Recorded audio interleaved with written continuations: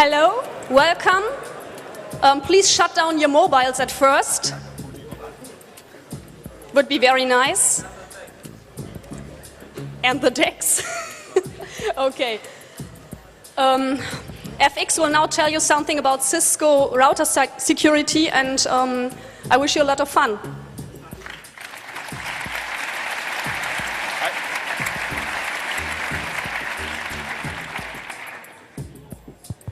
Ist schon an, cool.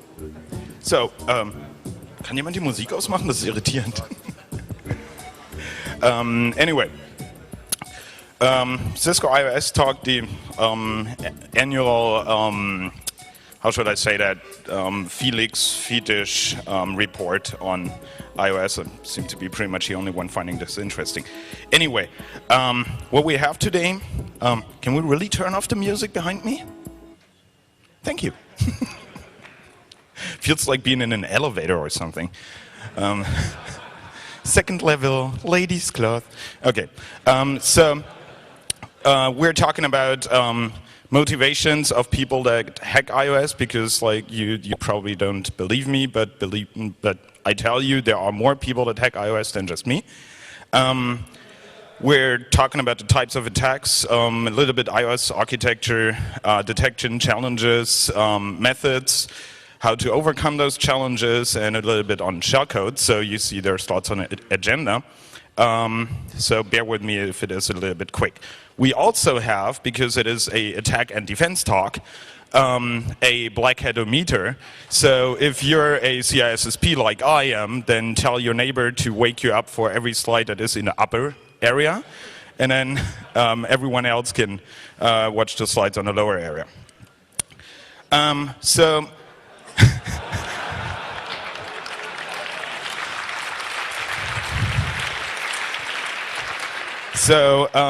why is this talk a Cisco-centric talk? Well, the networks still consist mostly of those boxes. There is lots of money bound on the pure metal, so you don't just change your network gear every 2 or 3 years. So if people actually have a Cisco network, then they're going to stay with Cisco for a very long time. And this talk is also access layer equipment-centric, which is Cisco speak for cheap. So we're talking about those small boxes here, and not the big boxes, simply because we don't actually have big boxes. Or actually now we do, but we only have them for a week or so. In terms of other equipment, Juniper being the second biggest player in this market, from a attack and forensics point of view, they're actually just boring, because they're a not so free anymore FreeBSD. And so all the things that we know about FreeBSD, both from the attack and the defense, apply. The same holds true for your MediaMark plastic router, just that it has a Linux instead of a BSD. So this is why I find Cisco interesting. Really quick 2-minute, because people still ask me, why would you actually hack routers? And I'm like, because I love it. And then they ask, why would anyone else do it? So the thing is with today's host security, if you take this machine, you don't actually gain much, except for maybe if here's a firewall or something. But you actually don't gain much in terms of how you can attack the network from this point. And you can't do anything else to the other machines. If you take the switch, then all the stuff that used to work on hub networks actually works again. So you can break the separation, you can modify any traffic. And it's actually really hard for the end user to find out if the network is compromised or not. In fact, it's almost impossible. So there is no reverse NUC. There is no way for me to connect to a network and know that the infrastructure is not taken over already. And of course, if you take the router, then you also beat the network to the big bad internet, which can be useful. So on a bigger scale, this is how internetworks look like. So you have multiple routing domains. And they do have a bunch of security. They have like firewalls, IDS, IPS, or whatever your silver bullet of the day is, at the borders. Then they have ingress and egress filtering, which is just routing speech for there's stuff filtered, and they should have anti-spoofing, but it's still not globally deployed on the internet scale, which is sad. And then we have full trust in the core, because that's how the thing designed is. So you actually have to talk to each other and trust each other on the routing information to actually get data from A to B. So you can't really prevent anyone else fucking with you. So network security, therefore, is a hierarchical thing. So the higher up you in the hierarchy attack, the more you control, and the harder it is to find you. Like downstream defending is really common. Like if the ISPs wouldn't defend against people like you on the DSL lines, they would be out of business. But they can hardly defend against like the tier 1 they're linking up to. Because if the tier 1 tells them the internet is gone, that's exactly his point. Like, it is gone. So in this example, if we have our lovely international symbol for an asshole, and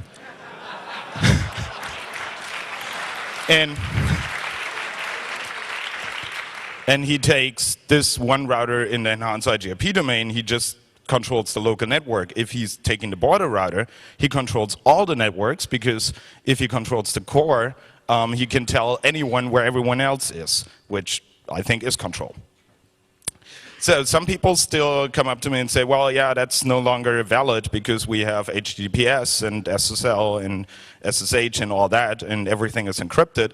Well, that is true. However, encryption and especially integrity checking only allows you to detect if someone else fucked with your message.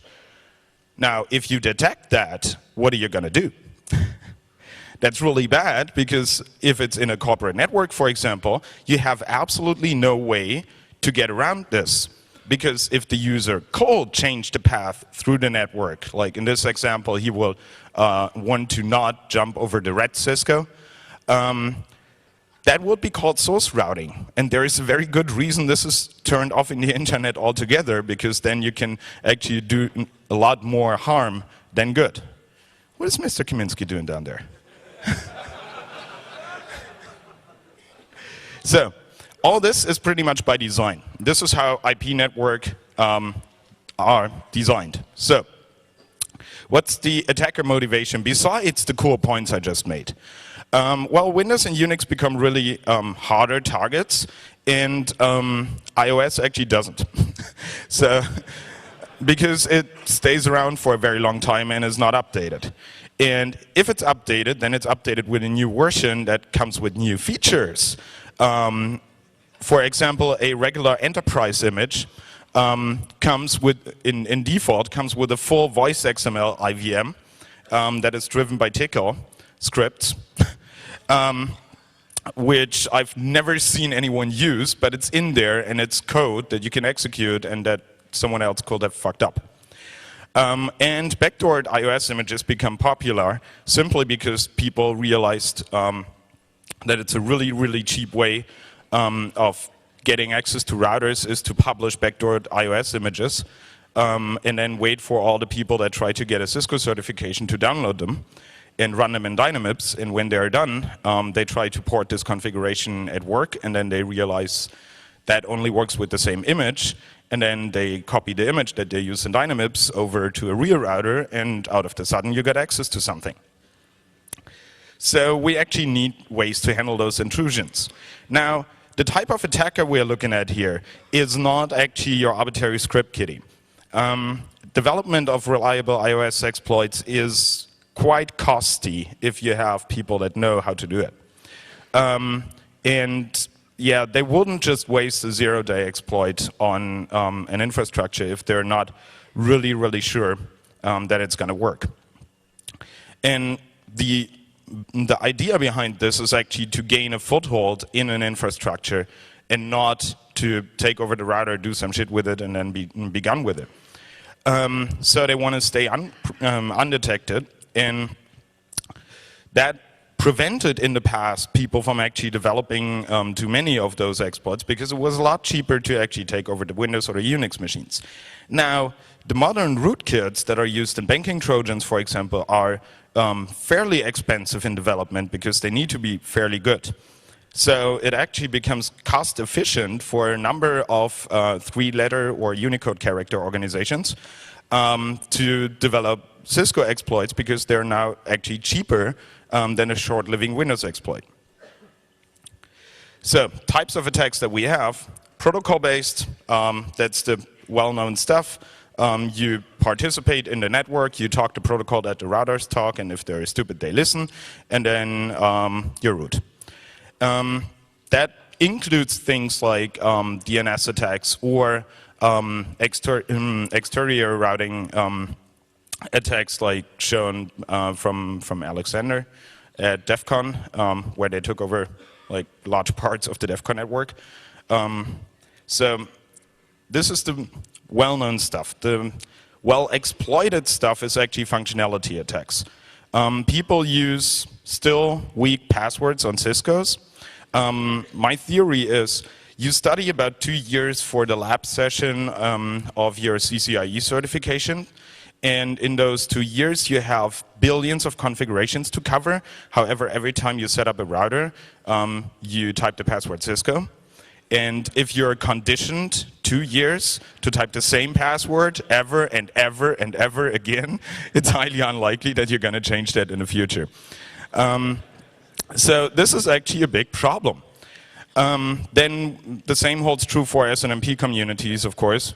And people still post entire configurations on the internet and say, look, this doesn't work. And then, well, you go and you decode the password because that is trivial. And then you go, okay, I know why it doesn't work and I can fix it for you right away. So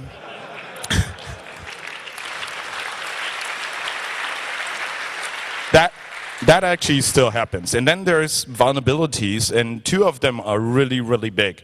The HTTP level vulnerability is fairly old, and but if you look at proxy servers or other logging gateways on the internet, people are still scanning for this. Now, an arbitrary rule about black hats is they're not scanning for stuff that they're not expecting to find. So, by the fact that you're seeing a lot of people scanning for this, you can at least estimate that they find a lot of machines where they can actually get level 16 access by HTTP.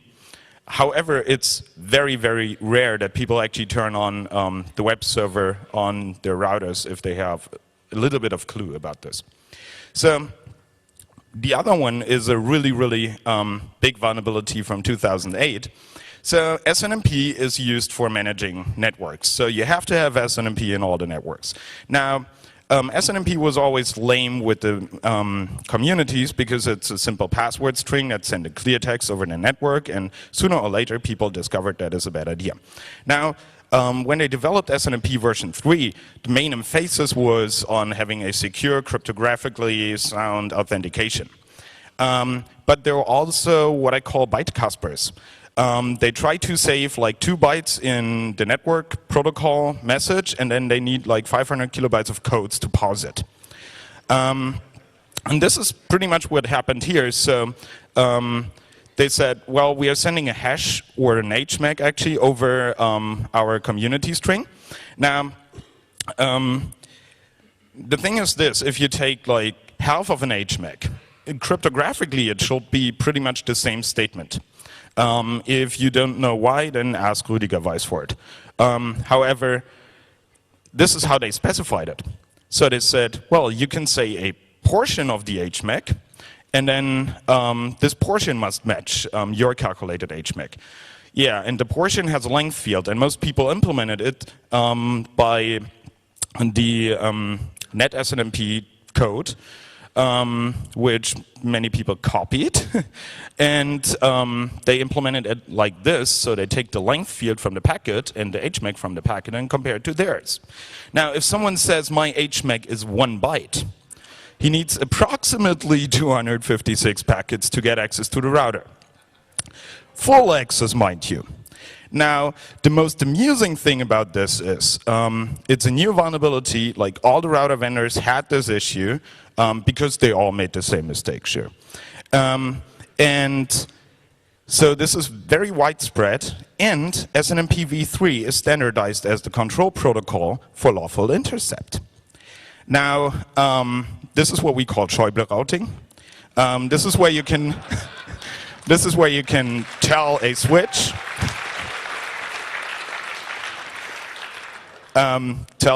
or router to actually mirror a port or give you parts of the traffic that someone else is sending from A to B. And well, those control messages are used to send them to the router and tell it, like, do this or don't do it. And they're designed so the system administrator cannot see this activity. This is really bad. Because all the routers in the internet need to talk SNMP, and it's really hard to maintain an access list on all interfaces for this. So this is right now the biggest threat to Cisco security, because of course they had this code issue. And you can essentially become your own Bedarfsträger for certain network traffic engineering that you have in mind. And then there is binary exploitation. Binary exploitation on Cisco hasn't seen so many published exploits. You can classify them essentially in two pieces. One are service vulnerabilities, like services that the router offers. They're obvious places to look for vulnerabilities, but they're also unlikely to be in production networks. Like nobody with a sane mind runs an FTP server on a Cisco, except for having a very fancy place to store their porn. And then there is router protocol vulnerabilities. Those are interesting because the router needs to talk them. So an OSPF exploit is a lot more interesting than an HTTP overflow. Now, what do we have on the detection side? First of all, we have the very same mechanism that I just mentioned to be really broken, SNMP. This is what all people use for management. So it's a polling mechanism, but it's based on the MIPS, which is a database. And those MIPS are designed for network monitoring. So you can see how many packets go in and out and how the routes look and stuff like that. You can't see how many processes have I running. Did I get a new one? Did I get one that opens support? Stuff like that you can't see over SNMP. Syslog, on the other hand, is freeform messages, so you can actually get debug information out, but it's too slow and rarely used. So one of the actually quite useful detection and monitoring sites is config polling. There's tools like Rancid, that actually go ahead and take all your configurations from the routers and diff them and analyze them and tell them when you got a new user, because that's usually of interest. For routing protocol attacks, the people are pretty much well placed. They have route monitoring. They see when the routing changes dramatically, so that is actually not a problem. Surprisingly enough, traffic accounting is actually a very useful source in network forensics, because people that route traffic, like ISPs, actually happen to have traffic accounting really well figured out, because that's what they get paid for. So they actually have detailed data on this.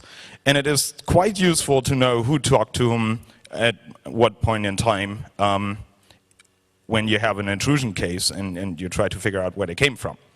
So when we look at the types of attacks and then what we have in terms of defense, we look pretty naked on the binary exploitation side. And so since I constantly fail to come up with like weaponized Cisco exploits, I figured, nah. Well, the other approach is do the honeynet way and like build something to catch everyone else doing it.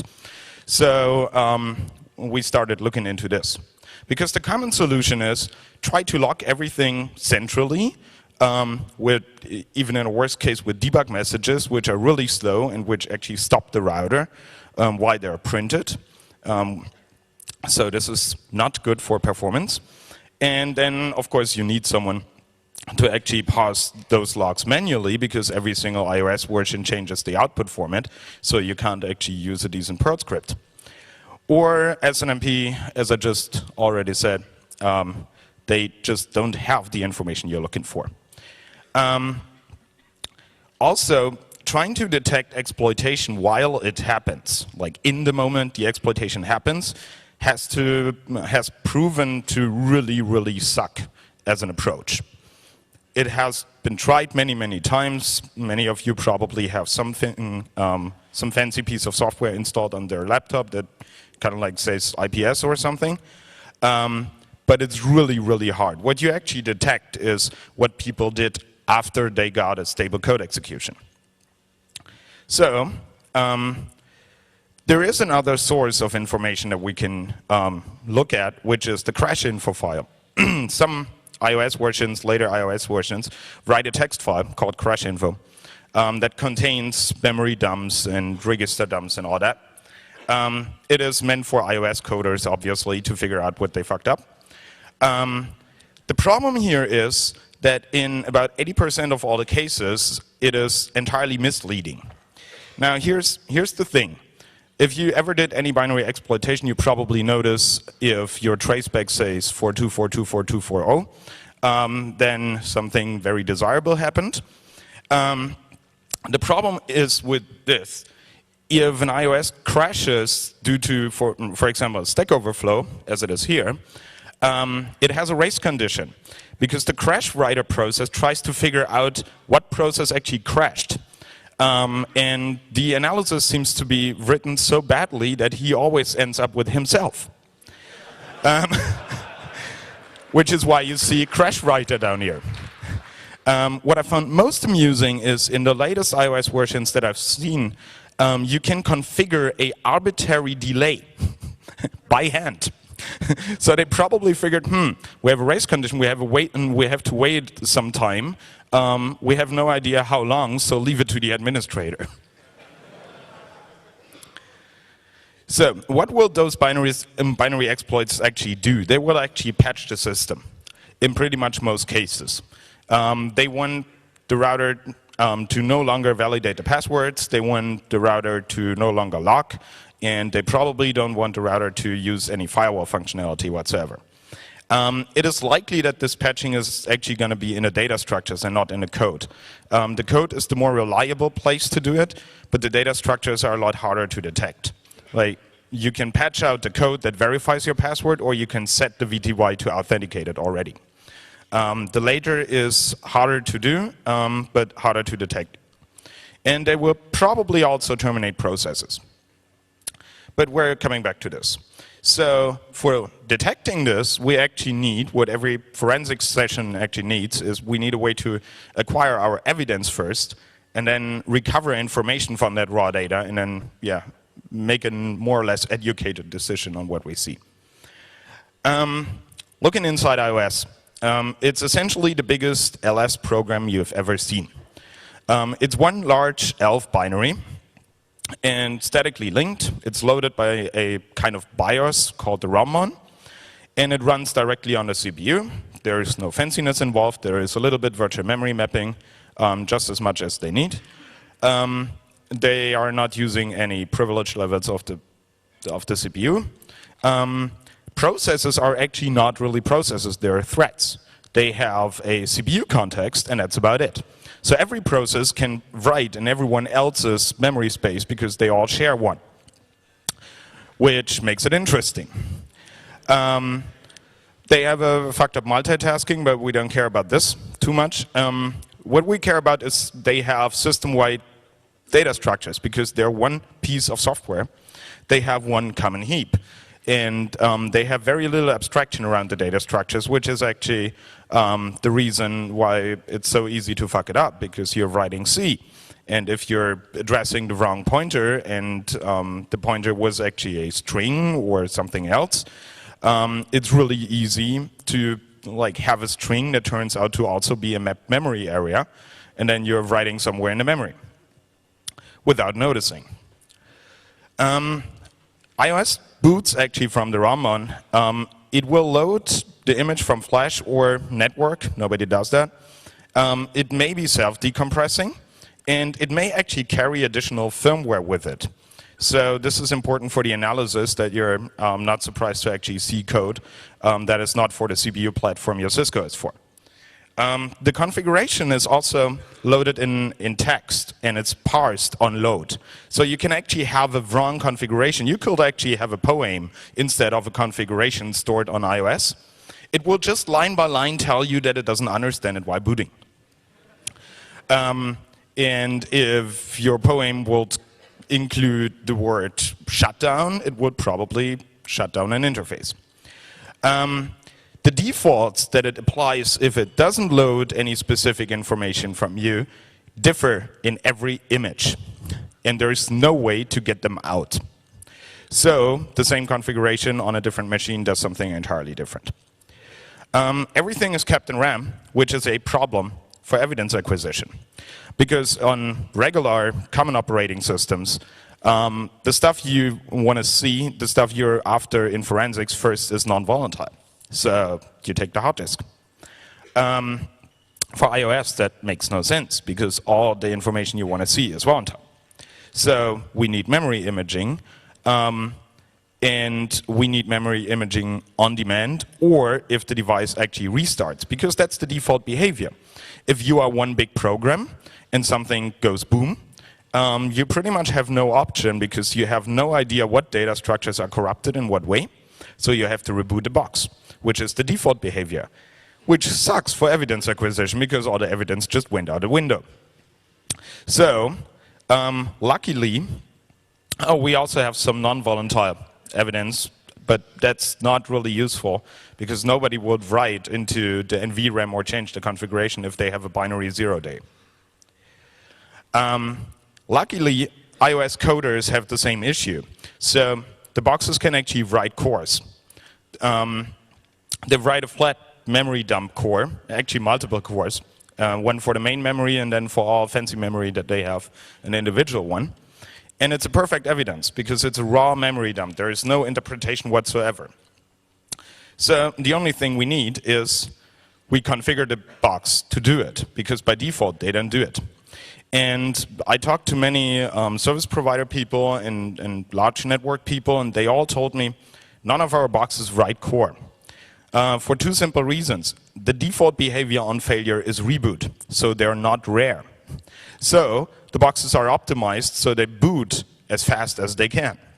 So if they write core before they boot, it takes longer, and someone is going to notice the network outage, which is what they have redundancy for, but anyway. And also, well, it wasn't really useful for anyone except for iOS developers with an analysis tool that they supposedly have, and for exploit writers, because you could see where your stuff ended up. So we wrote a core dump analyzer, which takes raw core dumps and iOS images that were supposed to run on this router, and analyzes them based on the information in the image and what we know about Cisco. We have actually written this thing in .NET because I like .NET, and I didn't want to do the NK stunt of like getting owned with a corrupted file system. So this is why we're not using C. Now the thing is, the first thing that comes to mind is, well, if someone gets code execution and you write core, then he's just patching the core writing functionality and you're out. That is correct. So we also support memory acquisition over the GDB protocol, which is another developer feature unintentionally left in. So the boxes speak in the serial GDB protocol, which you can then use over the serial console to actually acquire the memory. It is very painful. Even more painful, but actually not patchable by any shellcode, is you break into the ROM1, into this kind of BIOS, and hex dump the entire machine, and then compile it back into binary. Be surprised, it works quite well if you got enough time. So, what do? We take the iOS image that was supposed to run on the router. So you should not actually copy the image down and then compare it to the core dump, because that would be the same thing. So we're expecting that you have a uncompromised copy of your image, or that you can legally or less legally obtain one from the Cisco FTP server. We notice, and we need this image for two things. First, we need the header information to do the memory mapping and find out where in memory stuff actually is, because the core dump doesn't tell us. And we can also just go ahead and compare the things that really shouldn't change, like code. Code should actually not change in runtime. If it does, something really bad happened. So this is what we do. We take the header information and map it out on the core, and then we can directly compare code segment and read-only data, which allowed us to detect the first publicly disclosed rootkit.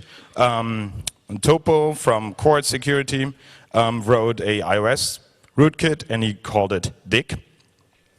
So we could actually see where it is, and he provided us with a patched iOS version, so we could actually test our code, because it's kind of boring to write a forensics tool and always try to detect your own chain codes. So it was interesting to see how we performed against others, and it worked quite well. So we can tell you that Topo's dig is exactly 3 times 4. Now, essentially, those are the 3 places where he patches the iOS image. What he does is the classic thing of patching the functions that tell you if passwords matched or not, to always return 1. So once you have that information, you can actually take the core file, load it into IDA, and just don't disassemble anything except for go to this virtual address and press C, and the only thing that comes out of it is the rootkit.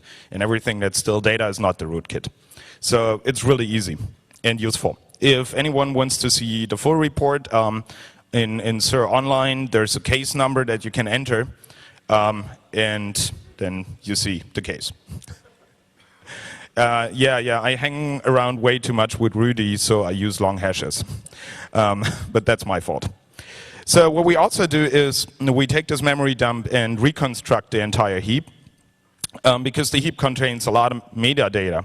What's cool about this is, because they all share one heap, what they do is they go and write on every heap block a string that actually says what this heap block is used for. And pretty much like if you're living with other people, you label the stuff in a fridge. That's what they do, so they can blame each other. If someone overflowed his buffer, they can say, it was your heap block that spilled into mine. This is really useful for the forensics approach, because we now know what each heap block is and what it is supposed to do. The problem is, once you start analyzing something like this, you base it on the assumption that, well, they have a common heap, it's a double linked list, they will not go anywhere else, and it will be integrity checked, and it will be fine. Wrong. People have very interesting ideas, like this. I have the firmware for the ISDN line card of my router in the read-only memory, in the read-only data section of my program. Now, since I applied the firmware after booting, I don't need this memory anymore. So what I'm going to do, I'm going to free it by linking the read-only data section block that I just used into the heap. Which is great if your idea of an integrity check was, hey, let's first check if this memory that the heap pointer points to is actually in the heap area, because if it's not, then it is very much looking like one of the heap overflows I wrote. Well, here goes the check. So we ended up having most of the functionality or full functionality of the process called check heaps, which is the onboard integrity checking process on iOS. And we can find holds and stuff, essentially integrity check this heap. We also get the process list out, which also lives in the heap. And we can now go ahead and create individual stack traces for the individual processes, what iOS itself cannot do. Like when the box is popped, you don't see which process actually got taken over, because it's all one memory area. You can write anywhere, and you can easily jump from one process to another without even noticing as an attacker. So we needed individual stack traces to actually find stack overflows. And we find things like TCL backdoors people use tickle backdoors for quite a while, especially if they used to work for an ISP and now don't. Because people tend to like their level of access that they have, and they tend to want to keep it. So tickle scripts are the tools of trade for network administrators to have access to their routers. They're very short scripts that essentially bind to a port, take the string that's coming in, put it into the shell, get a response out, send it back. Right now we're just dumping out the text from the tickle scripts because I have no idea how much I need to drink before I will start writing a tickle decompiler for the compiled stuff. Then there's this interesting thing about the iOS packet memory. So iOS forwards packets in many different ways. The slowest is process switching, which really goes to the CPU, and then there is like fast switching and particle systems, and then you have special hardware and whatnot. And at least all the access layer stuff uses I/O memory, which is carved out from the main memory. So you get actually core dumps individual for the I/O memory, which is cool because it contains ring buffers. The ring buffers are by size, you know, like T-shirts, like small, medium, large, extra large, tent.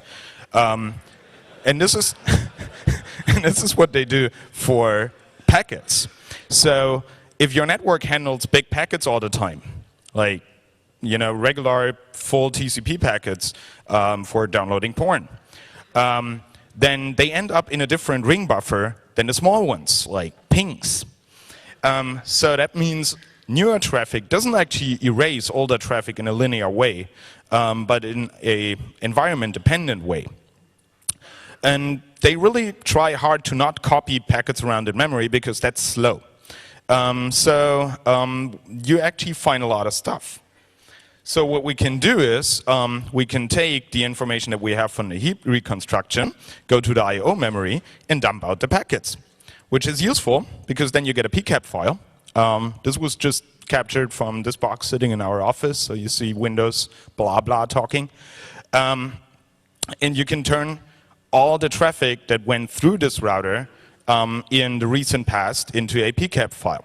That is very useful because potentially if the box crashed because of the iOS exploit not working, it was caused by a packet coming in.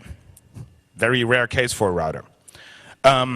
And this means since you're still holding all the pointers, you can find the pointers on the stacks of the process pointing to the packet, which means fuzzing now became really easy because you're just throwing shit at it, and when it crashes, you go like, give me that one packet that crashed you.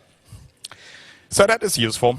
And it can also like disclose information on, let's say you have a box that's sitting on an individual interface of a router, because the individual interfaces also have ring buffers. So if this box is sitting alone there and it's not too shady, then there's a long traffic history.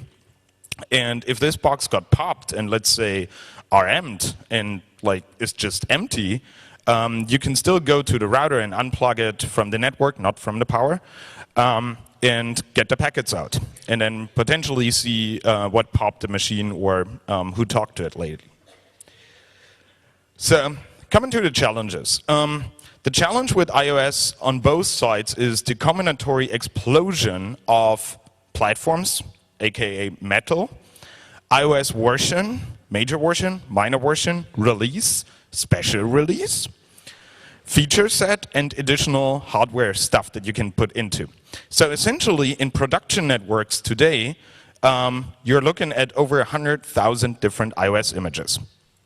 Now, when you keep in mind that this behaves like a single program, and you probably realize that if you ever compiled your program and looked at it in your debugger, and then you changed a line in your program and compiled it again and looked in your debugger, it actually looked a lot different because all the stuff got moved. Now this applies to the entire memory space here. So you can't actually say where stuff is in memory. Even the stacks that, for example, on Windows exploitation or Unix exploitation, before address space layout randomization. You knew exactly in which address range the stack is, and then you just put an obsolete on it and then execute your code.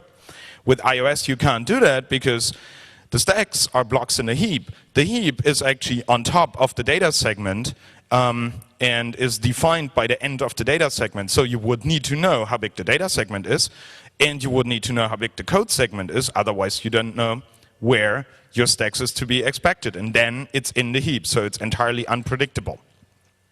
This is really a great headache because we actually have to jump through many, many loops to get the address information out when we get a core file into SIR. But it's also a big headache for iOS exploit writers, which is why getting stable exploits is so expensive and hard to do. Yeah, this is what I just said, because remotely, you also have this 1 in 100,000 chance to figure out what iOS image am I attacking. And all the exploits so far had fixed addresses that they jumped to. And also, any exception that you cause, anything that doesn't work in your exploit, reboots the router. Which is shitty because on the Unix side, for example, there was exploits that brute forced because the server respawned over inetd, and so you could brute force the address. Well, with the router, you can't do that because the people in the network management center may be lame. But if this box is blinking red for half a day, they will probably notice. And half a day gives you about, what, 20, 30 attempts. So that probably doesn't hold. Yeah, I already mentioned that all the exploits published so far are for one fixed image with one specific feature set.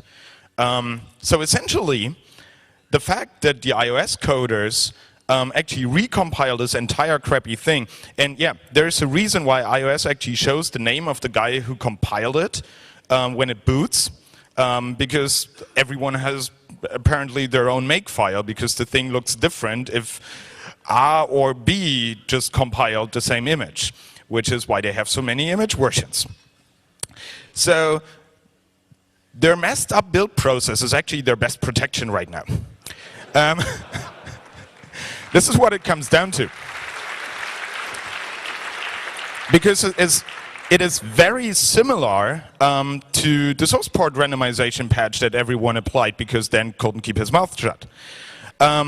So performing research in this area is crucial because it has always been on the open research side, has always been an issue that you couldn't really discuss shell codes. I mean, people give talks on iOS shell codes, but then they're iOS image codes because they only work for one image and they don't have stable code execution. So what are you going to do with your shell code? So this was always a big issue. So we actually spent about a bit of time there to understand how the forensic side will actually look if we have stable code execution. So this is the question: where to turn to? If I overwrite the link register, the saved link register on the stack, we're talking PowerPC here, and return, I need to specify an address. And I can't be vague. I can't tell it to just jump near my code or something. So when we look at the memory layout, there is not much we can turn to. The first idea I had was jumping into I/O memory. That makes most sense because you're trying to execute the stuff that you send in with your packet, right?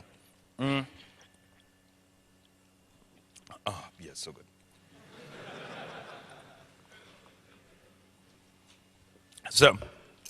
So we fumbled around a while, and we actually got it to work that we had an IPv4 packet that was valid and executable PowerPC code. Until I found out that the I/O memory is not executable.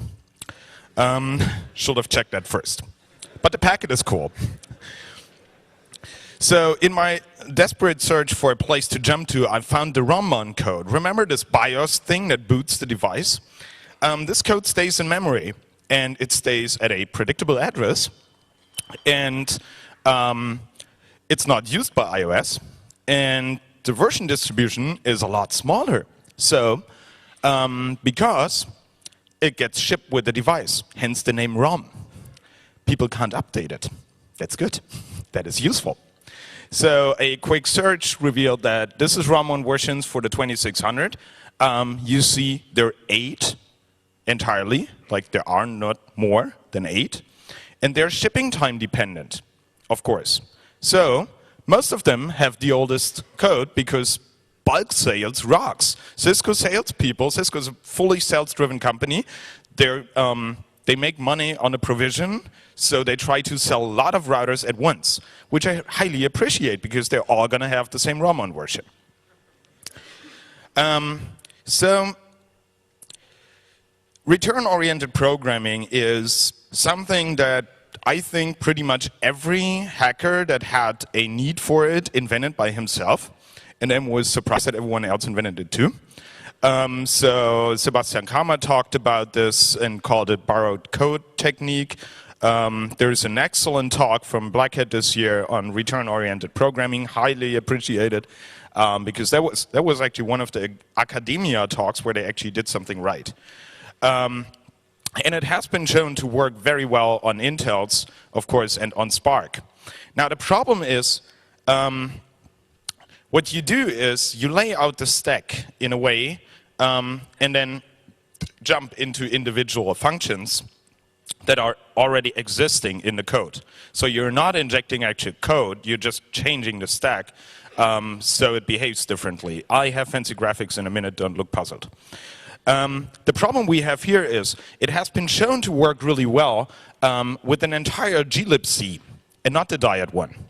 So we end up having a lot of code and we have architectures that they use, like Intel, that directly return over stack. Now, in this case here, we have about 36,000 instructions because the bootloader isn't that big. And we return over the linked register. Sucks a bit, but worked nevertheless. So here's how it works. Essentially, you look for code segments in the function tails that you're interested in.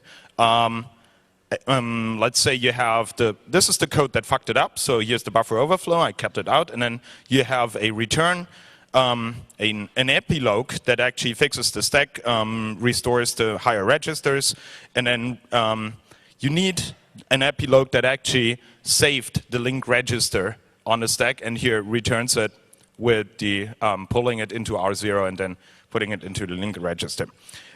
So you can't actually exploit very short functions because they don't save the link register on the stack first. So you have your buffer that you can overflow, and then you fill it with stuff up to this point where the saved registers are, and then more stuff, and then you return to the function that you discovered before. This is a function in ROM1, and this is what you need. It's an arbitrary memory write. It takes, for those of you that don't speak, I was about to say PowerPoint, PowerPC, it takes the register R30 and moves it to offset AB to the address where R31 is pointing to. So that's an arbitrary memory write. Now, because the registers are restored here with the data that you put on a stack, they're actually used when you jump here. So you can actually put the value and the pointer into your buffer overflow and then jump to this function. I had it even better animated, shit. So this is where it pulls the information. Then we jump to this function, and then we have the memory write, ta-da. And then, of course, you can chain this. So you can do it again. So you feed it more crap and put this into the link register, put this into the registers that get restored, and then jump back. That is a well-researched technique, but actually works on PowerPC as well quite nicely. Now, we have a second issue. We have too much cache. A rare problem in those times, but here we do. Exception, we have two different caches. The thing is, the data cache and the instruction cache are entirely independent. They don't inform each other when stuff happens. because the PowerPC designers figured that most code is not going to modify itself all the time. So what happens is you have your typical capital A's. You get them in here. You have a mem copy, which is hopefully too long. Then it goes back to the data cache. And then because he doesn't know if the data is going to be changed in 5 minutes or so, he's keeping them in the cache first, which is the purpose of the cache. So it looks like you wrote it to memory, but you didn't. So if you jump to it, it goes boom. And not boom in a positive way. Because it's jumping to the stuff that was there before. So you can't just like write stuff and then jump to it, which sucks. But there is more code in Ramon that we can actually use. Right in the beginning of booting, it actually doesn't want this cache either because it's unpacking the image. So there's an entire function that goes ahead and essentially says, are interrupts disabled? Let's see, disable interrupts, flush all the caches, turn them off, and turn interrupts back on so we have internet. It's cool, so we can jump there and disable the caches. So this is how reliable code execution on Cisco works. You have a stack and a overflow on a stack, right? Now, I'll probably win a prize here for the animation, I hope. It looks like a mess when you design it. So first of all, you return to the function that disables the caches. And you also return to it in the return-oriented programming way. So you're not jumping into the entry point, but you're jumping after it saved the registers on the stack so that you keep stack control. Then you have the return-oriented memory write. So you're writing a move to counter register SP into another memory area I discovered, which is the global data elements that are placed right in front of the image, so they're not image dependent, they're always at the same place, and it's executable and writable in memory. So we are writing this instruction there. Then, of course, we are writing another instruction, which says branch to counter that we just loaded with the stack pointer. And then we jump to this code, which then jumps to the stack, which we didn't need to know where it is because it's taken from the register, right? And then we search the entire memory for a tag. Now, what do you do if, like, Germany has this new trend of losing data? And, well, essentially what we have right now is we lost our data because we need the remaining packet to have the big shellcode, right? So we do what most hackers do. We go to check Fefe block, and then if we find Fefe block in I/O memory, this is where our data is. So we copy this data from the I/O memory, because it's not executable, onto our stack, but on a higher range that is not used. And then we execute our third stage code.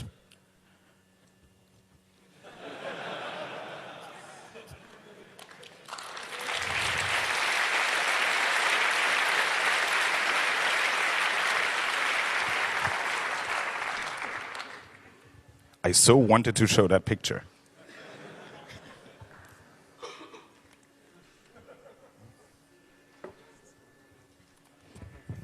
So, notes on the reliability here. This method is actually reliable for a known bootstrap version.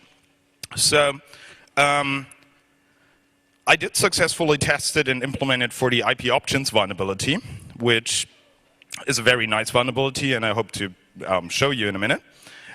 So it's a single packet buffer overflow in iOS. And I also successfully ported it to the FTP vulnerability that Andy Davis exploited, so that my version of his exploit actually is image independent.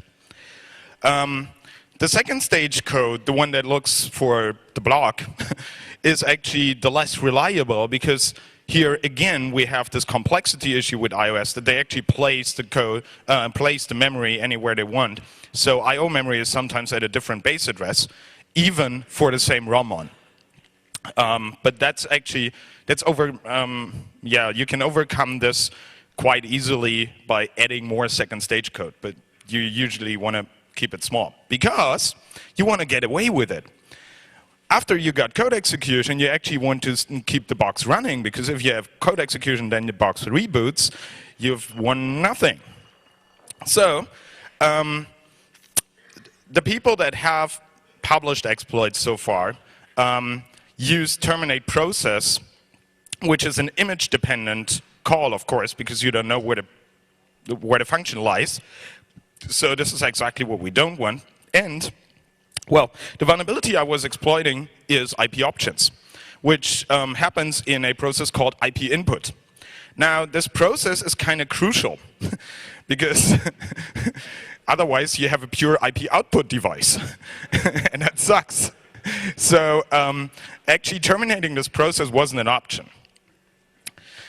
But coming back to how our exploit looks like, we have the stack layout. And here's the reason why we try to be really small with the second stage code.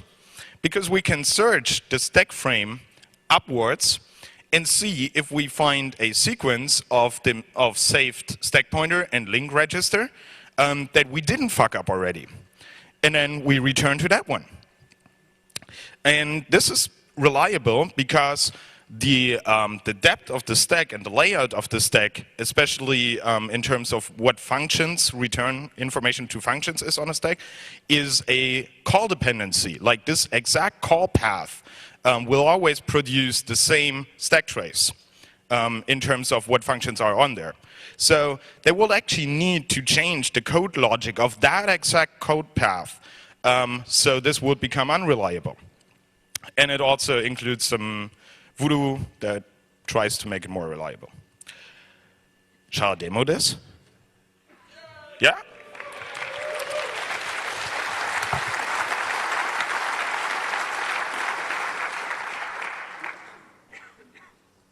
This is the point where everything goes wrong, right?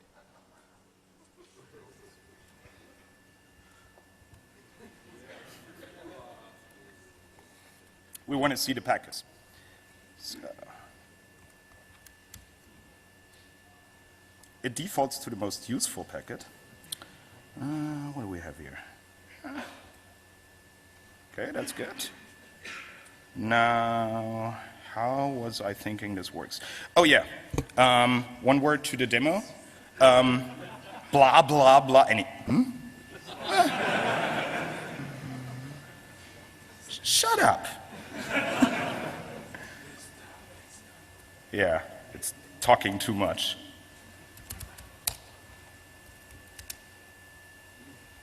Better. So the thing is this, when we had all the discussions with the government people on the hacker paragraphs, we had pretty much no agreement with them except for one thing, that Hello World programs are not hacker tools. So, since I cannot actually demo this with a shellcode, which is illegal, we have a remote string display program for Cisco IOS.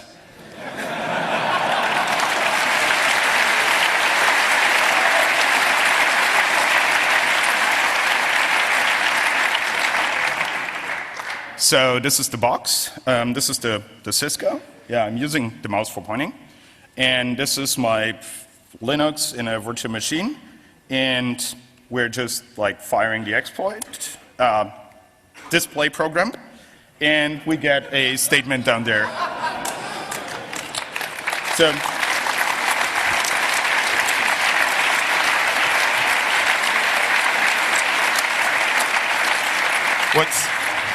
what's really cool about this is it's one ping. And it's actually even a valid ping. So the vulnerability lies in the fact that they fucked up to parse the IP options correctly. So what we have here is down there. We have the option EOL, which is end of options, which is a 0. But then following this, there is a source routing option, and the length of the source routing option is actually used because they try to be clever when they answer the ping. They look at the ping and go like, oh, it's source routed.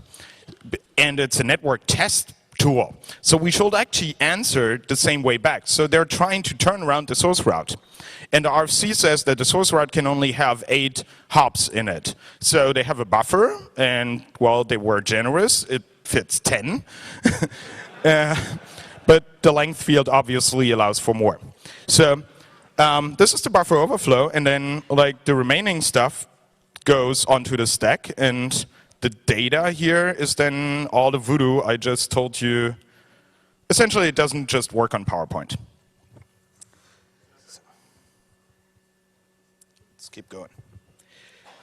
So, yeah, another disclaimer 202C.